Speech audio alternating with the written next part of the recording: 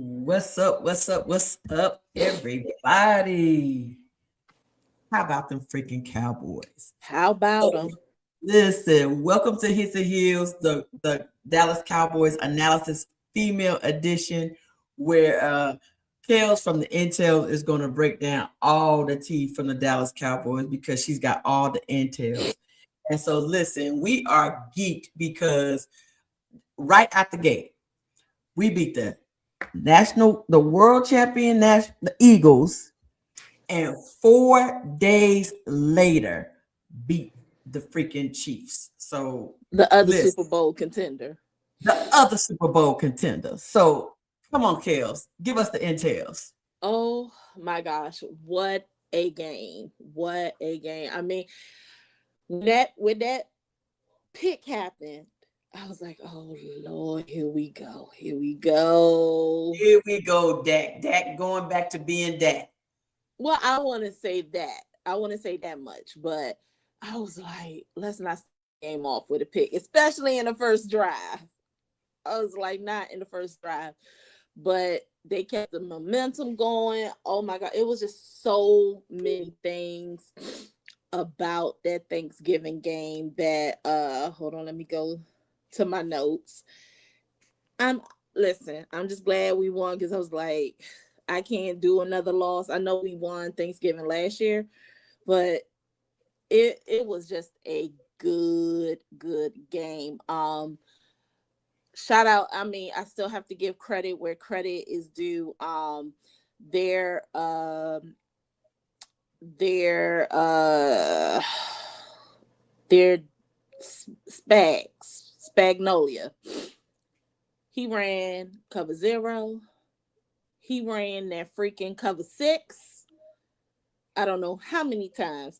And Smag is like Vic Fangio's of the Eagles, like they could be twins as much as they run the cover 6, and nobody runs the cover 6 like Vic Fangio is bad. But we held them down. But that little Patrick Mahomes, that little running somebody. I keep telling everybody, I did not care if we up 51 to the 0. If with 30 seconds left, he'll figure out a way to win. He'll figure it out. I said all he needs is like a minute and 45. If that. And he could be down like 27 points. 27 points and figure out a way to score it. Yes. Yeah. Absolutely. Yes. But it was such a good game to watch. The stats are real impressive. I'm trying to pull it up. I don't know why it's not pulling up. It just seemed like this game just happened yesterday.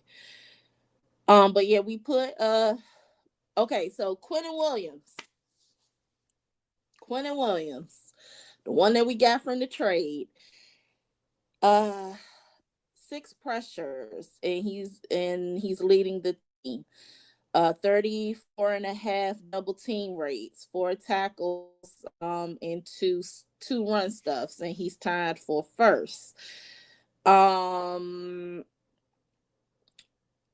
Dak.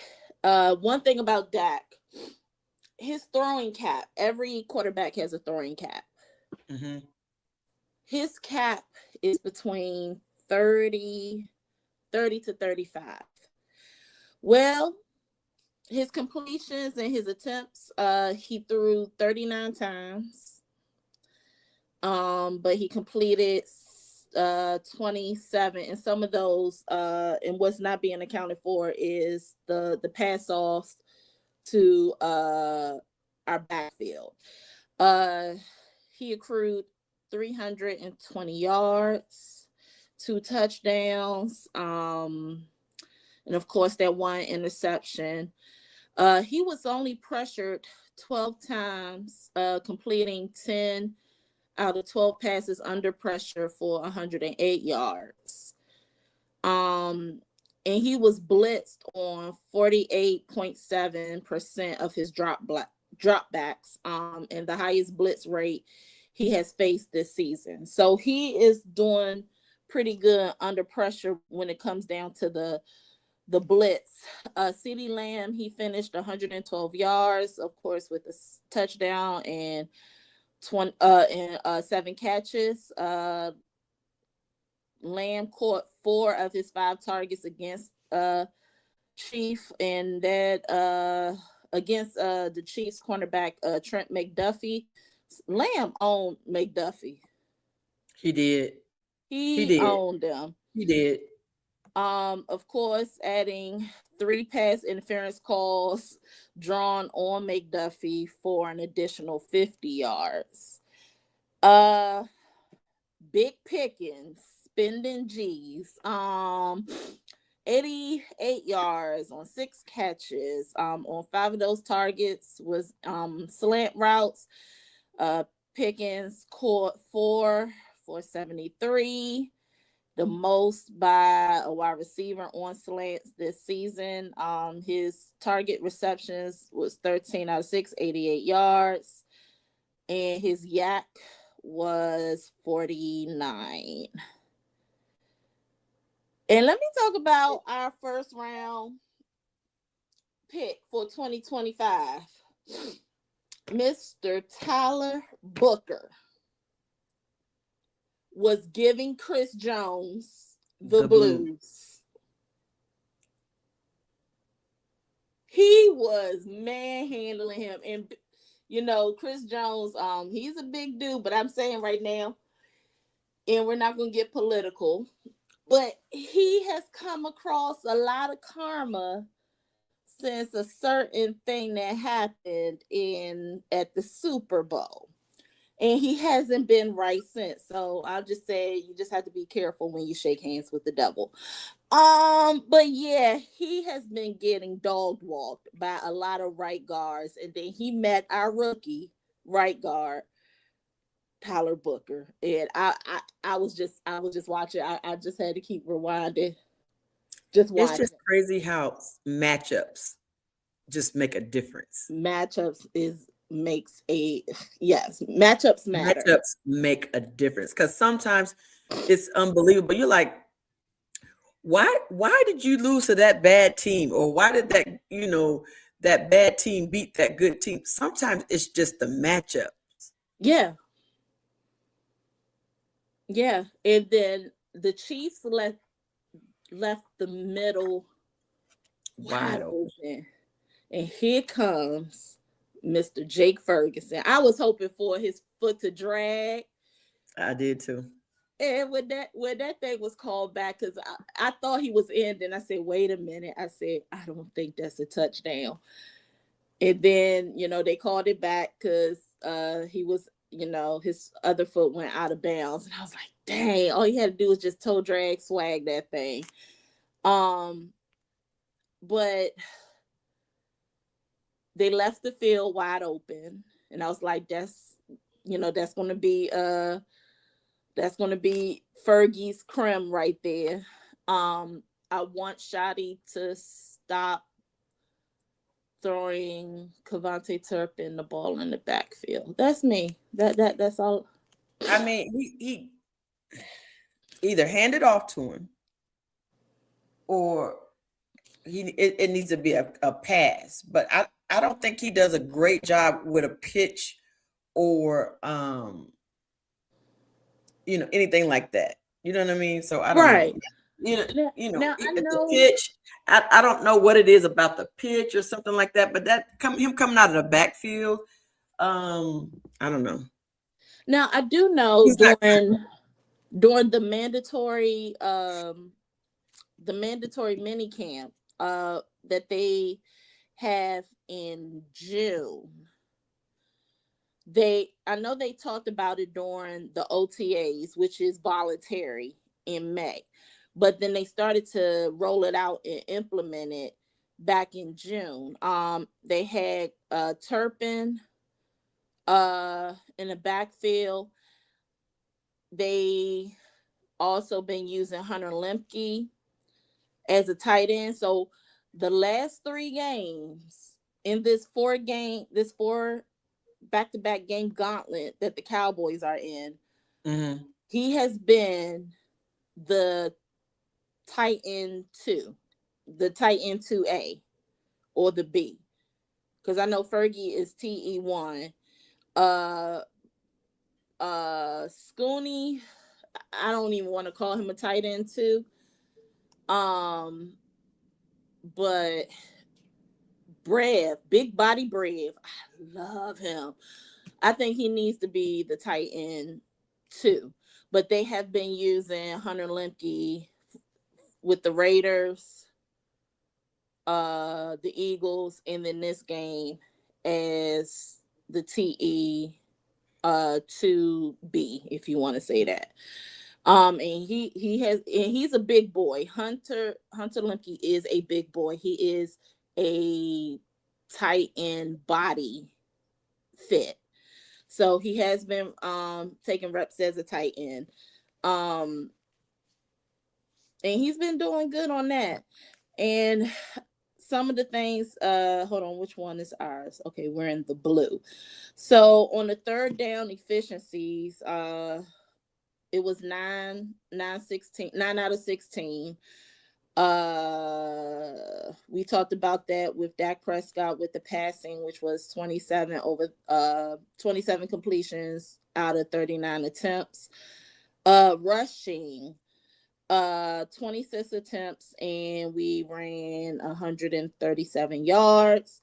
Time of possession, we owned that 30 minutes and 54 seconds to the Chiefs 29 and 6 seconds.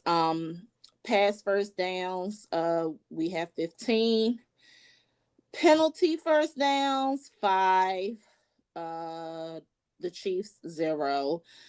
Rushing first downs, we have 3 compared to the Chiefs 7. First downs, we have 23 compared to the Chiefs 19. Rushing touchdowns, we have 1 over their 0. Passing touchdowns, they have 4 and we have 2. Fourth down efficiencies, we're 1-1 and they're 3-3. We only turned the ball over one time. The pick. Total yards 457 over the Chiefs 362.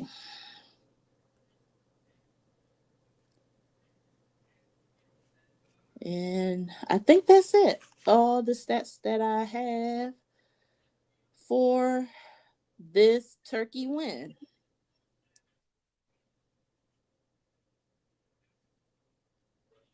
But it was a good game. I was like, what can make Thanksgiving more better? I don't know how it could have gotten better. I had both of my children at home. You know, Ty brought over a couple of some of his teammates. You know, I cooked. We watched the game. It was just chill, and I just don't know how much better Thanksgiving could have been. This was one of the best Thanksgivings I've had in a long time. Yeah. Oh, let me talk about Mr. Okay, so on the other show that I do, when we did the pregame, a lot of things happened that I said was going to happen. So what was the score again? 30, 31, 28. So I predicted 30, 28. We got 31, they got 28. And I said that the walk-off, the walk-off for us will be, the win for us will be a walk-off by Brandon Aubrey. I don't care how many yards no matter what's going on, there's going to be a walk-off by Brandon. Yeah. It's going to be good. And I said maybe Dak will delay the game to get the game penalty to push the team back a little bit more to give Brandon Aubrey whatever he needs to kick that thing through. But he was the walk-off with the win, even though we had to wait like four extra minutes before we could close this game out. So Brandon Aubrey was 1. I was only 1 off by the score. But then I said that this will be the game that Malik Davis will get a taste of, and he will make a big difference. Number 43 ran past maybe close to 1,000 1,000 pounds on an offense, and definitely 1,000 pounds on the defense. Ran through all them dudes for a touchdown. And he ran his jersey number. He ran 43 yards. Number 43 ran 43 yards. And then this is the best part of it. So once this game was over, they had practice on Sunday.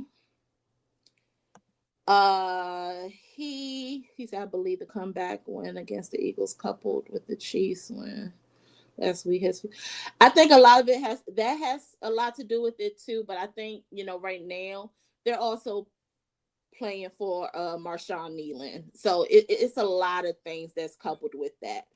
But Philly ain't Phillying. Let's be real on that. Philly is not Phillying. So when they had practice on Sunday. Sunday really wasn't like a practice. It was more so like a walkthrough. So Malik Davis arrives to the Star, and he has a note at his locker. Malik Davis was summoned by the NFL for a random drug test immediately following his breakout performance in the team's victory over the Kansas City Chiefs. Who requested this request? None other but the Kansas City Chiefs. I'm sure they did. I'm sure they did, because they was like, they did not game plan for him. They did not game plan for him. And they're like, where does this joker come from? Yeah. Because he was not in our game plan. He wasn't. I don't think he was in nobody's game plan. Yeah. And that's what I like. And then he just came up out of nowhere. Yeah. And I think that's one good thing that Shotty does. Shotty game plans, and Flus is starting to do that now. Now that Flus has the players that he needs, he bases players who's going to play based on the teams we're playing. So he tailors that offense based on that. So this is like the third game, I want to say maybe the third or fourth game that Jalen Tolbert has been a healthy scratch for the team. And I know they had high hopes. I mean, he was like, when he was drafted, he was like the favorite of our old coaching staff and Dak Prescott, but he's not living up. I mean, he has done some good things, but for him to show up when he needs to be showing up on certain plays, he has not been doing that. So I honestly thought they was going to release him or try to put him in a package deal with Mozzie Smith, during the whole trade period, but that didn't happen. They traded Mozzie, but they didn't do anything with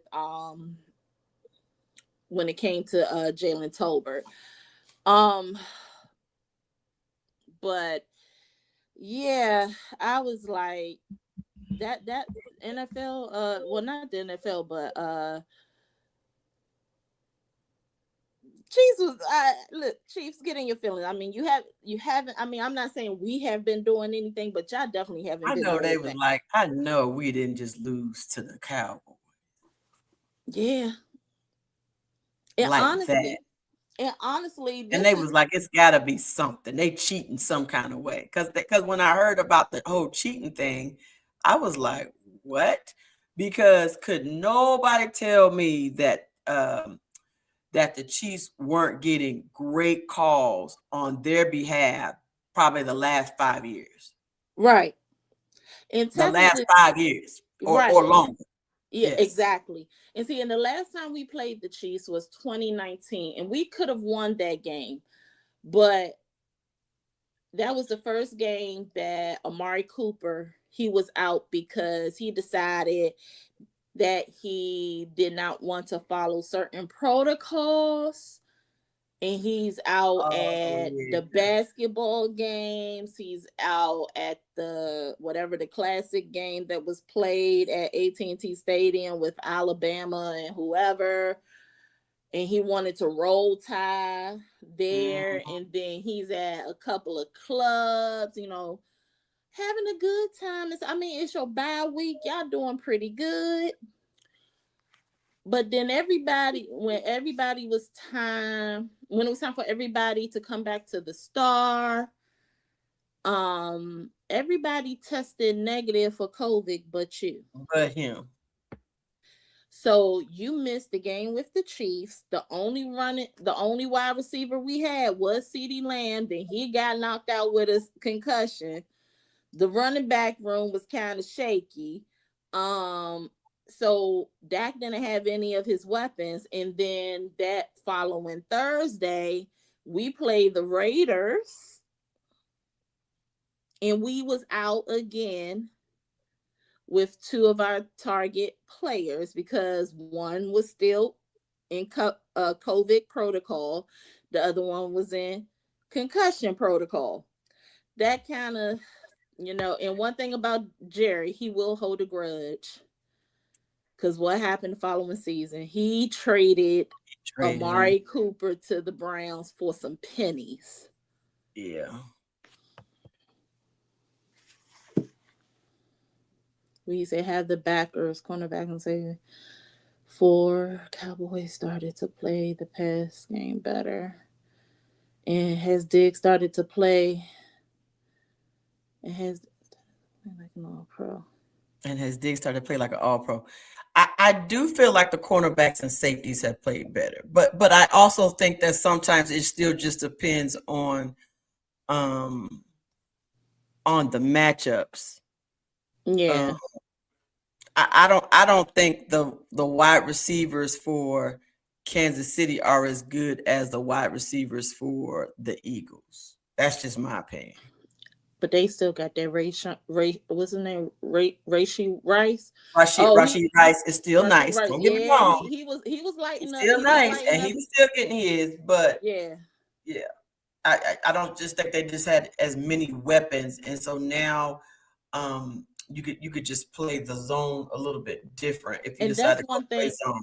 right? And that's one thing about Kansas City. With uh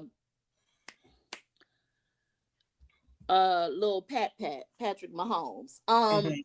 He plays well in zone. So he was reading zone very well when it came to the Cowboys. Yes. But then Flus, he thank you, Flus, for doing some in-game adjustments. And you started using your secondary room that is filled with man press on these guys. And I think that's something that's going to happen. So now with the defense, when you look at the defense now,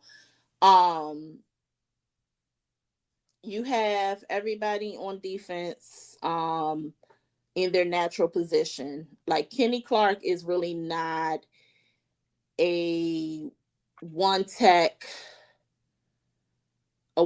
nose tackle. He's more like a 3 tech and a 0 tech. Quinn Williams is a true 1 tech nose tackle player. And then I like the rotations that they've been doing. And they've been doing the 5-man front. We're gonna be seeing a lot of this 5-man front Whenever rotation someone probably for has a the strong duration. running game, Yeah. a 50 front is a must-have Yeah. to stop I the don't running care if it's game. a 5-1 or a Yes, 5-2 running. yes, yes. Mr. Brown, I agree. Rice, Worthy, Smith, and Kelsey. I mean, Thornton. There's no doubt in my mind that I feel like that they're not a quality receiving core. I definitely agree with you on that, especially with Kelsey. I still feel like Kelsey is one of the best tight ends in the league. And he can make plays. You know, when Kelsey, whenever Mahomes needs some yardages, or he needs somebody to make a play, Kelsey is still his go-to to me. And he made a couple of major plays even in this. I mean, that one play he made where he cut in and then turn around and then roll back out to his right. Oh my God, it was so good. You're like, okay, he still got some moves. And there's no doubt, but I still feel that the Eagles wide receiver room is better. Yeah. But AJ Brown and Smitty, and yeah. Well, but like you said, we're adjusting. We're making the adjustments that we need to be making. And if we're going to show up and to get a challenge by our defense, it was going to be the Eagles and the Chiefs. And again, what was this, a 14-day, 18-day game with four games in 18 days? What is it, 16 games, 18 games? We're in a 4 back-to-back four back-to-back game gauntlet. So the first one was with the Raiders. Yeah. And then we had a 3 to 4 day turnaround. Yes. Then we had the Eagles. Then we had a 4-day turnaround. Then we had like a 2.5 day, even though we don't have to travel for Thanksgiving. Yeah. But we had like a 2.5 days. A 2.5 day practice to get ready for that game. To get ready for the Kansas City Chiefs. So, right. Yeah. And then we have this Thursday, even though we have and right now they started practicing Sunday for that. So we have a little bit of time for this one, because they actually leave tomorrow at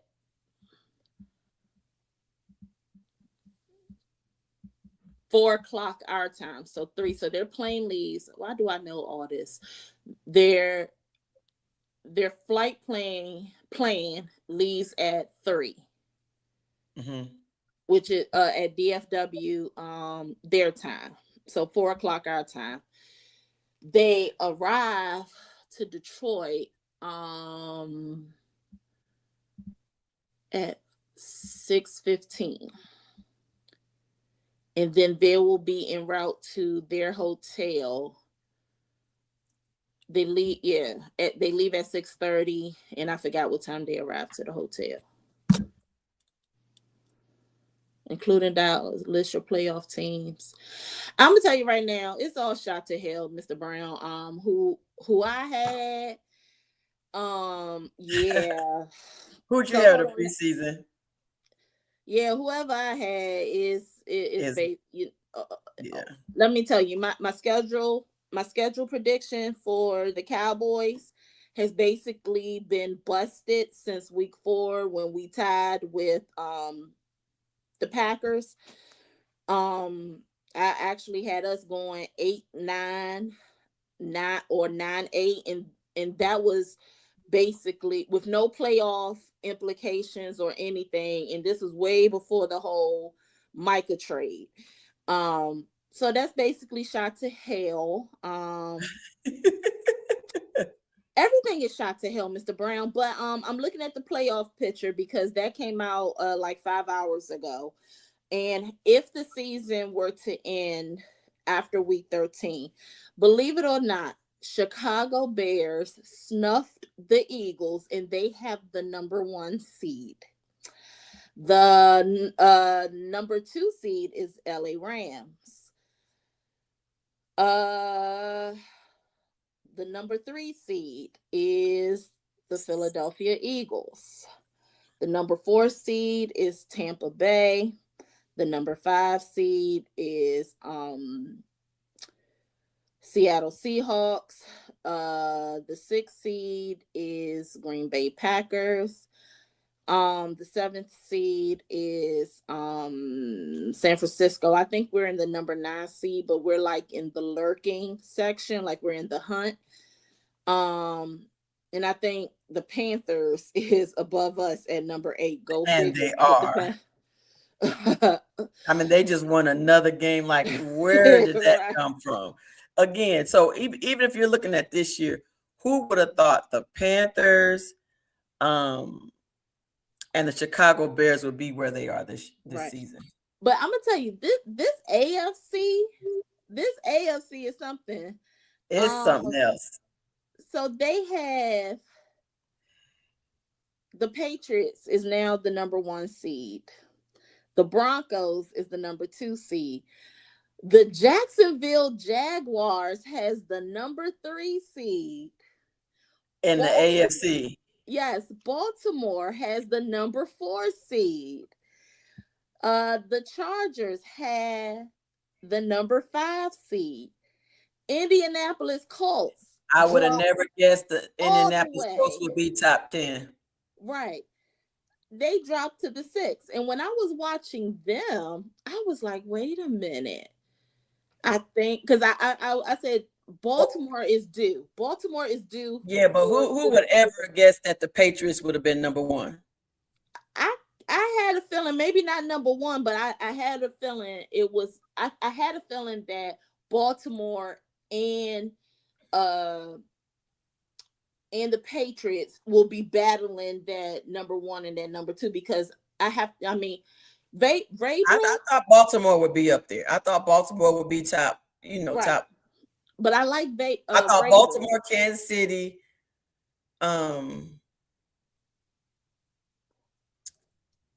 who else was? I thought Baltimore, Kansas City, LA, and who was my other one? Kansas City. I thought those would be the top 4 in the AFC. In the AFC.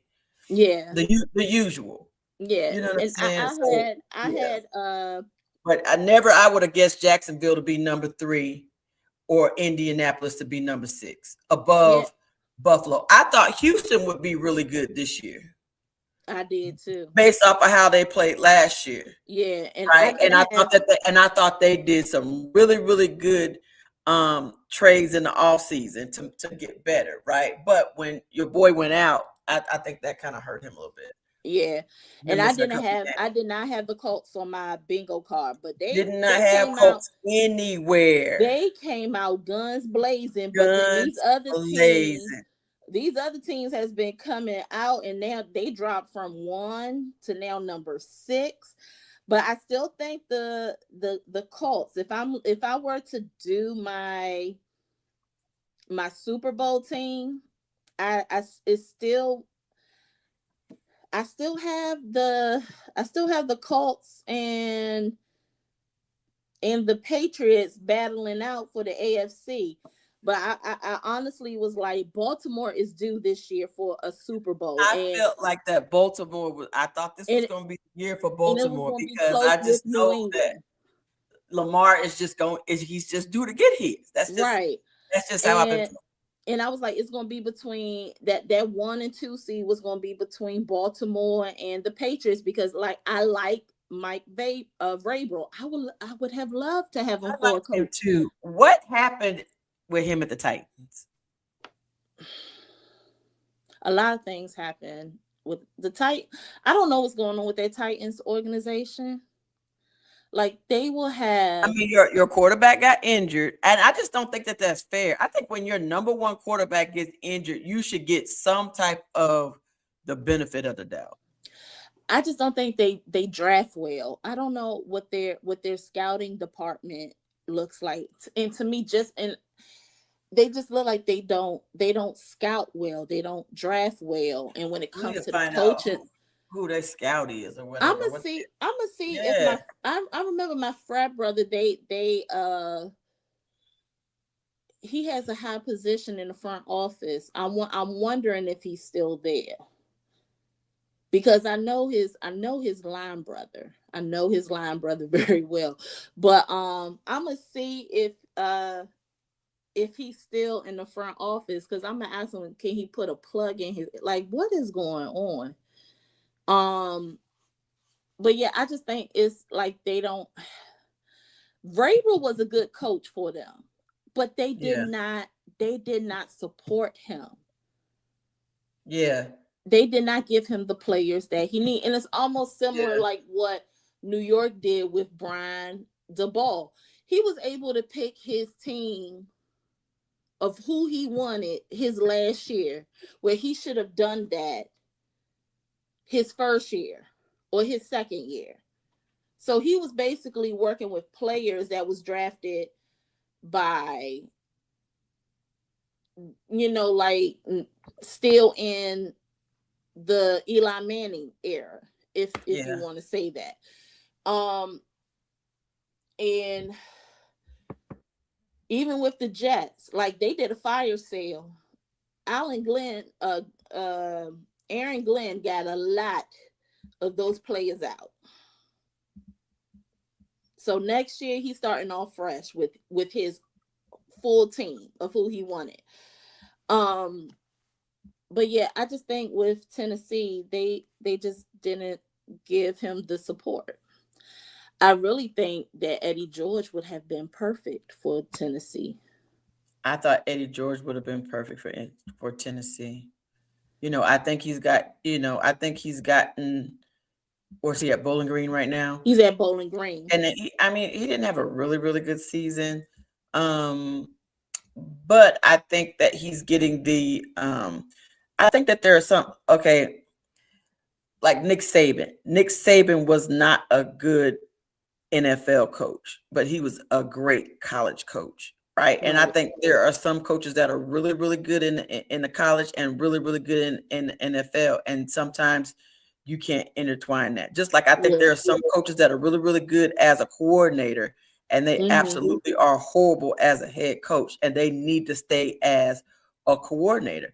A perfect example of that is a Shalash that's now back with the San Francisco 49ers. And the 49ers is Selah. I'm sorry, Selah. Yeah. He tried his little stint as a head coach.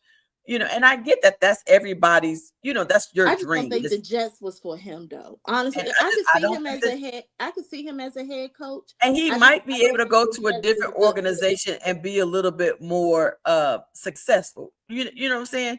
I think it's hard for anybody to go to the Jets. Yeah, but also the Jets owner is just like Jerry Jones. That's to say it wasn't a good fit.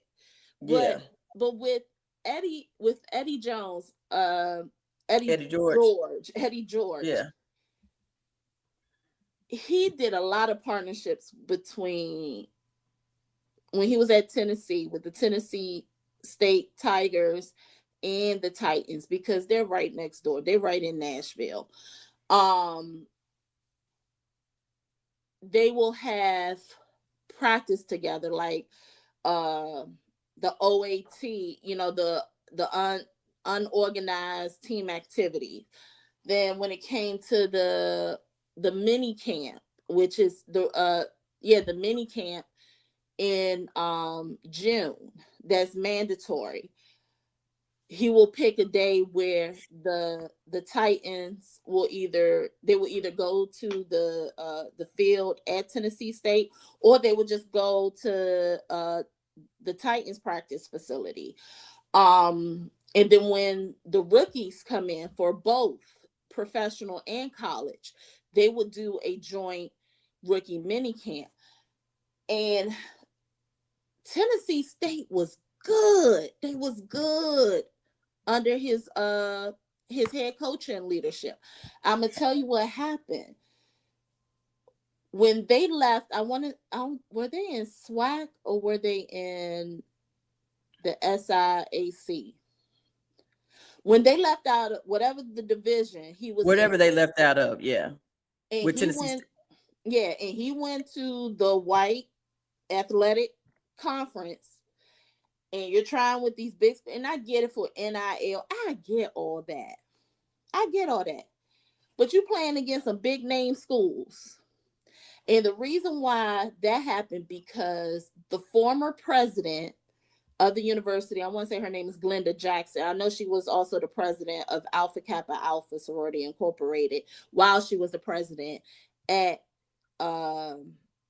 Tennessee State. Tennessee State. But when her tenure for both was in the same year. So the board had put in place a brand new president.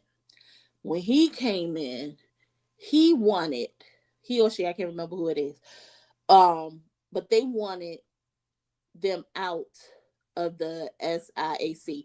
And my thing is, that's all well and fine, but I'm a very huge stickler of HBCU staying in HBCU athletic conferences.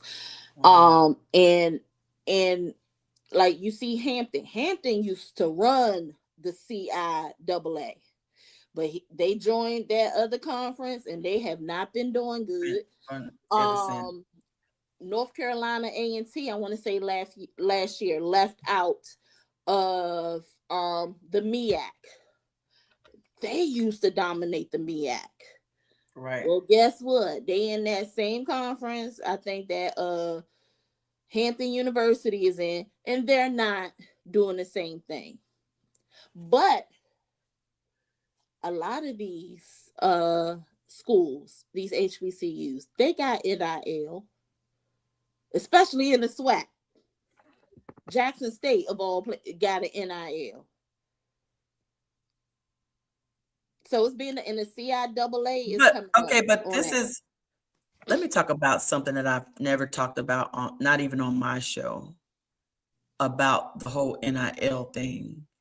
Is I don't understand why they don't bring in somebody that's really good with social media presence and building brands. Because even if you don't have an NIL deal, what you could do is you could help all of these players to monetize their social media pages so that there's a check coming in. Right. And I'm going to tell you who's a good example of that. Howard University. They work with the Jordan brand. Mm-hmm. Like all their jerseys, like I could go into Dick's Sporting Goods, any of them. I could get me a Howard University jersey there if I don't feel like trucking and dealing with DC, Georgia Avenue traffic to go to their bookstore and get one. But Dick's Sporting Goods sell it, I think, Rally House. We have a Rally House here. I know they have a Rally House. Yeah. They have some of the HBCU stuff too. Yeah. So our Rally House has Louisville, Kentucky, and Bengal stuff. But you know what? They don't have no Kentucky State stuff. And Kentucky State is only 20 minutes up the road from us. I might have to petition that. Yeah, you probably do have to petition that. And I think the only Rally House that's closer to or me, just inquire about it. And I'm not saying that you got to carry a whole lot of stuff, but if you would go, especially now that they were just ranked and they made the playoffs for the first time in school history. Yeah. Right. This would be a good time for you to capitalize on some Kentucky State gear locally, because there's not a lot of places that do it, but we do have a Rally House that's right around the corner. Yeah, I think the closest because I had talked to them about how come y'all don't have a Ty Bryant Kentucky jersey up in here, right? And that's something you'll probably have to inquire about, then do a petition for. But I know the only Rally House that will be closer to me that I know of is near College Park. I want to say it's near College Park. Yeah. And they do have a lot of Baltimore Ravens stuff. I've seen that. They have the Washington Commander stuff. They have, of course, the Terps. And then they do have Howard University stuff there, But I think, branding makes a big difference, and how what you were saying, Howard is a perfect example of that, because that Jordan brand is there. Also Jalen Smith. But I'm just saying that but that's still, kind of like a branding thing for the school where they're being where they wear the Jordan brand. But I'm just saying individually as players, they should have a brand manager, because most of they No, that's what can't I'm saying. play. They do. They They do. can't, They have a representative there. They have a couple of representatives at yeah, Howard to help them for to that. build up their social media pages. Uploading their content, showing them how to upload their content, how to build their followers and stuff like that. And then Mm-hmm. now you can attract so even if you don't attract the NIL deal from a brand, your page still has enough content and enough engagement on it where it becomes monetized, to where every time you post, you're getting paid. Yeah. And then also another thing that what has happened, because I even messaged Steve Wilkes, who works for the NFL network, who is also an alum of Howard University. He's He not coach. I told thought he was coaching somewhere. no, he's a no, it's another Steve Wilkes. Oh, it's a different Steve Wilkes. Yeah, he's a It's two Steve Wilkes. What a uh-huh. unique name. That's the same. I thought Hold Steve on. was on the staff with the Jets. He is, but it's another one. Where he at? I can't find him. Okay. But anyway, I sent him a message to ask him about the HBCU combine, because it didn't air. I asked, which day will it air and all this other stuff, because I said I don't know if I missed it last year, but I didn't see it last year, so I just want to know, does it come on at a different day, different time? Maybe I missed it. So he hit me with the I'm still trying. I know his name is Steve. Maybe I got Okay. his last name wrong, but I know it started with a W. But anyway, Okay. he said because of the cutbacks with the NFL network, that they're not showing the HBCU combine. But if you want to see what's happening, then just tune into their to the NFL network Instagram page. They will show all the content. And I was like,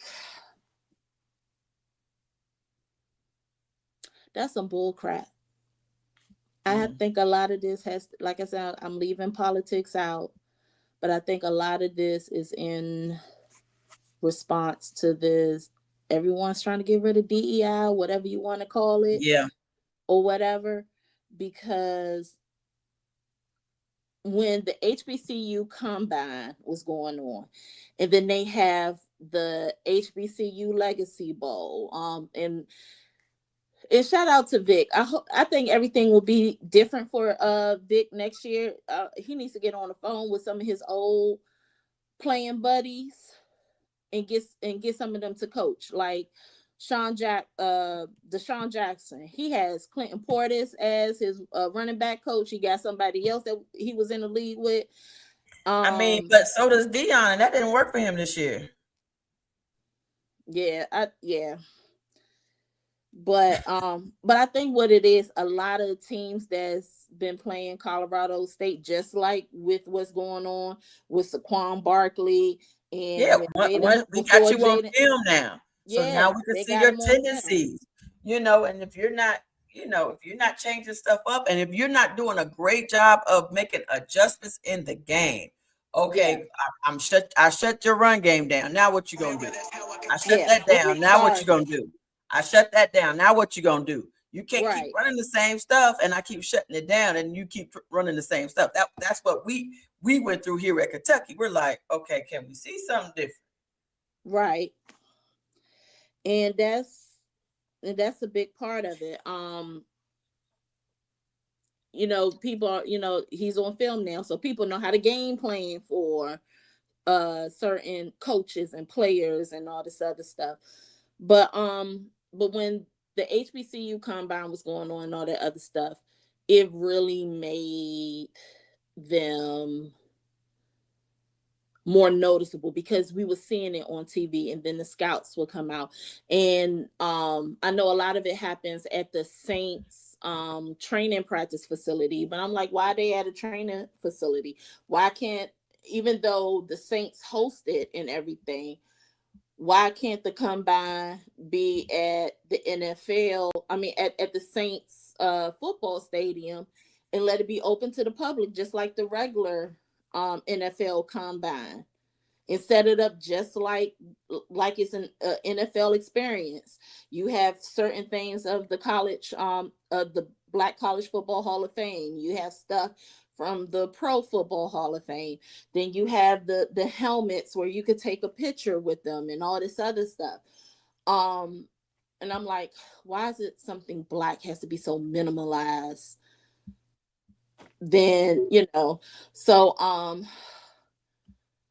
but yeah, I mean, with the NFL, with the HBCU combines, all that was, being shown and everything. And in the NFL Network, they do show, like the Black College Football Hall of Fame. They show the Legacy Bowl and all this other stuff.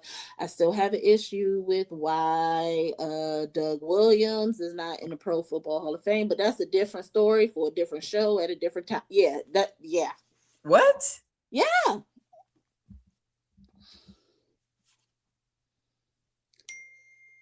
Oh wow. Because when you go to the Football Hall of Fame, I could have sworn his face, his image is downstairs under the Black coaches or something, The Black or the College, Black quarterbacks or some. They have like a thing about the Black quarterbacks, and I think he's featured.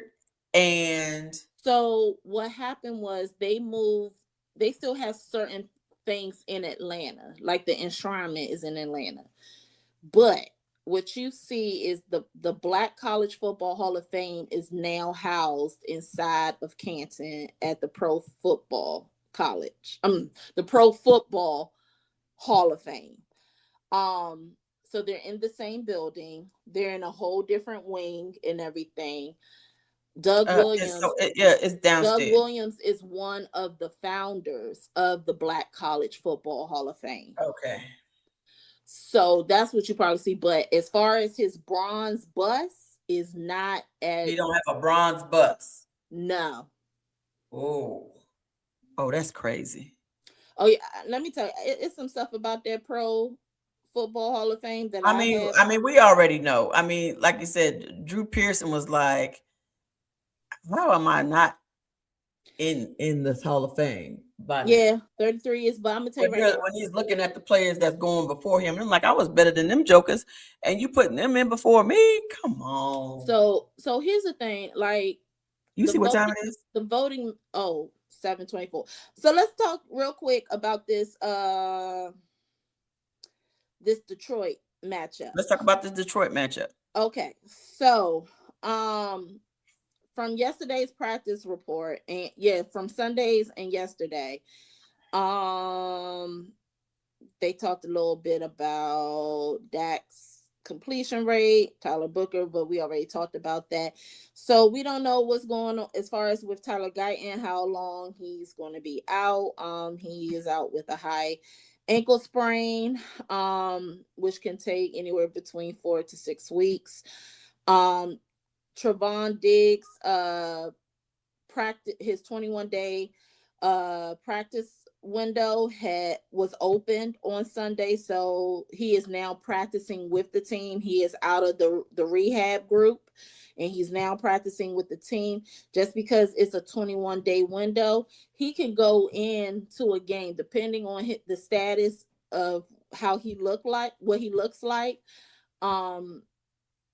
He don't have to be, he could play like that first game in his 21-day window. The Cowboys signed running back Israel Abani Konda to the practice squad. The Cowboys had shown interest in him since he entered the league in 2023. He has a stout frame and a hard running style. He now lands on the practice squad after bouncing around from San Francisco and Green Bay earlier this year. Let's see what else we can say about that. So yesterday's practice, The Cowboys did practice in cold, drizzling, and miserable weather at 38 degrees outside on the grass area. Now let's look at this practice report for today, because we could actually do a show with a practice report. So Jadeveon Clowning. Clowney, he has a hamstring injury. He did not participate Oh my yesterday. gracious. He didn't practice yesterday or today. Tyler Guyton, of course, he is DNP. Our offensive tackle, Akeem Adeniji, he has a knee injury. He was limited for both days. Trayvon Diggs was also limited both days. Um, But I think Malik, I saw that they said that he might be playing though. yeah. Let's see who. Who else? Yeah, Malik Davis more than likely he will be playing, but he has a back injury, so he was limited both days. Uh, Kalen Carson, he suffered a hamstring injury, and he was a full participant capacity today, as well as Deron Bland. Dante Fowler, he was limited yesterday, but he upgraded to full. James Houston, he's with a foot and ankle injury. He updated from limited to full. Osa Odigizua, he was a full participant, full capacity participant for both days. George Pickens, he went from limited to full. Cavante Turpin,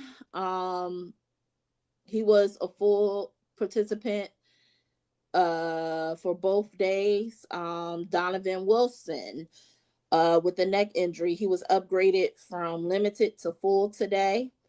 The Detroit Lions, Taylor Decker, he went from limited yesterday and he was downgraded to DNP. Kirby Joseph, their safety, he has a knee injury. He was downgraded as well, from limited to DNP. Khalif Raymond, their wide receiver, he's been DNP for both days. Penei Sewell, their tackle, he was added to the practice report today, and he was DNP. Amon Ra St. Brown, he has an ankle injury. It looked like he will be out for the game, but he was listed as DNP for both games. Brock Wright, their tight end, he has a neck injury. He was DNP for both days. Shane Zelstra, tight end, knee. He was limited yesterday, downgraded to DNP. Coyote Aswaka, I can't think. Aswaka, he's the guard. He injured his foot. He was added today as limited. Brian Branch, their DB, he's limited for both days. Graham Glasgow, he has a knee injury. He was limited both games for both days. Siwan Vaki, their running back, he has a thumb injury. He was a limited participant for both days, and they have added Terri Arnold, their cornerback, to the injured reserve list. So that's what I have for today's practice report. And for the news and notes, let's see. A lot of this is what has happened on the interviews and everything. I'll post that in the Sisters Who Loves the Cowboy group and everything. But the Cowboys is currently fourth in cap space. We have $21,728,685. I think they're just going to roll that over. To the next fiscal year. Yeah, the next year. Their playlist for today for practice was Kirk Franklin's Revolution. So that's all I have Okay, Kirk for Franklin with today's bringing the motivation for the the day. motivation. Yes. Okay. Well, sis, I appreciate you. Go Appreciate Dallas you. Cowboys. We gonna tune in on Thursday. Thursday for the And then Dallas they will, versus the Lions. yeah, Back to then back they, Thursday night games. yes, then they will have a 10-day mini buy. Okay. Then we'll have 10 days to regroup. Okay. Yeah. Yep. Well, appreciate you. Appreciate Appreciate you. you. Yeah. Well, I think tomorrow we supposed to been having girl. I don't know if you look, but we didn't have so much drama going on here at Kentucky. We done fired our coach. The I next day, done already saw. done hired a new coach. I So saw. so everything for us is kind of up in the air. I like who we got. I like them. We got some young coaches. Uh-huh.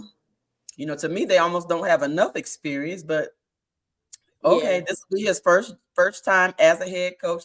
I just think it is just not it is not easy transitioning from being a coordinator to a head coach, because as a Yeah. head coach you have to know everything Right. and be able to piece together and put everything together. And then you really, really have to trust your coordinators, Yeah. and almost and actually after watching what happened here in Kentucky, it would be difficult for me if I was to ever go, even for my husband, it would be very difficult for me not to micromanage, Right. because you know what I mean? Because we couldn't rely, because when you need to do in-game type stuff, if they're not making in-game, sometimes you have to come in and step in as the head coach and be like, look, this is what you need to freaking do. Yeah. you know and I know that because even my husband doesn't like doing it. He tries to let his coaches coach, Right. but sometimes you just can't let the coaches coach. Sometimes you have to come in and be and pull up your nuts and be like, look, this is what we're getting ready to do, and Yeah. this is the adjustment we're getting ready to make, Yeah. Sometimes, and I'm the head coach micromanaging. and this is what we're doing. Yeah, and sometimes micromanaging, that's a field that it could be a double-edged sword. It And could be I good. get you don't want to be Yeah. that way, but sometimes you almost have to. And Yeah. I'm not saying you got to micromanage, but you've got to be able to, if you're a defensive minded coach, you have to be able to learn the both sides of the ball, or all aspects of the ball. Special teams. Okay, we need to make this adjustment on special teams. Okay, we need to make this adjustment. Like we got our we got to make this adjustment on offense. Even though you're a defensive minded coach, if you're an offensive minded coach, I'm recognizing this, and I need you, the defense, to make this adjustment on defense, and y'all need to make that mess happen. You know what I Yeah. mean? So Yeah. that's what I'm saying. I'm not necessarily, and I think micromanage was probably the wrong word for that, in a No, I strong get way. what you're saying. Yeah. But not just let your coach. Sometimes you can't just let your coaches coach, because sometimes they not getting it, and your job is the one that's on the line. Exactly. Yep. So that's all I'm gonna say on that. But Yeah. good luck to the Cowboys. Yes. We have to win. We really have to. We have to win out. We have to win out, even if we lose one game. But I don't know the way that I don't know the way that Detroit is. I don't know. This could be a good game for us. They will be in classic navy. I do know that much. They will be in the classic navy uniform. Okay. I don't know. It's going to be a good game, because I don't know what Dan Campbell is doing, and then their defensive coordinator Kelvin Shepard. He's a good the DC, but his play calling is not as glamorous, if you want to say that, like when Aaron Glenn was there as the DC. So I think his is more like laid back But I Yeah. mean, he got some key players that is out too. So yeah, they are in the funk. And and with the Philly fans egging Kevin Patullo's house and everything, I'm gonna be honest with you. I'm not shocked nor surprised. I would expect that from Philly fans. I mean, yeah. I'm not surprised.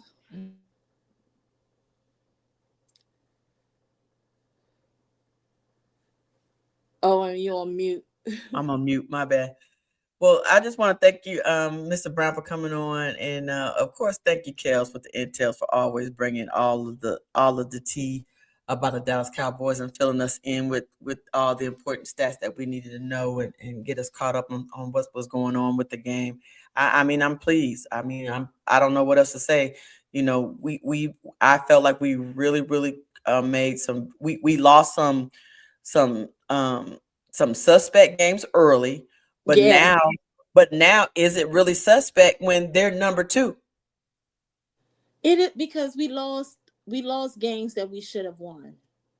We lost games that we should have won, and then but now And now it's like we Chicago can't. wasn't a fluke, and neither were the Panthers. Definitely not.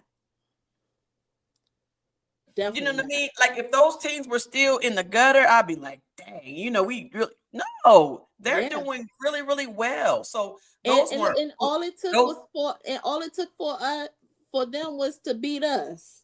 and all it Like I took was for said, them to beat us like I to said, get them we motivated are and be like, look, we're better than what we thought we were. We could beat the right. Cowboys. We could beat anybody. Yeah. See, like I said, Because we everybody are always gives us the benefit of the doubt that we're always one of the best teams, and we're always the the standard for which a lot of other teams, like, we're their Super Bowl. And when they beat us, it gets them hype. yeah. Like I said, we are the CVS, the NFL CVS pharmacy for teams.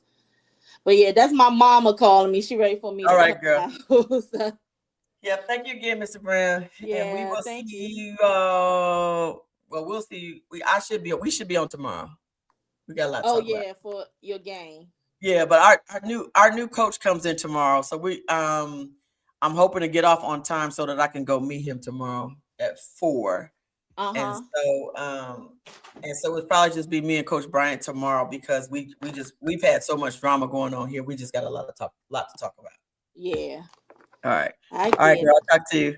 We'll Talk to see you you. later. All See right, bye. you.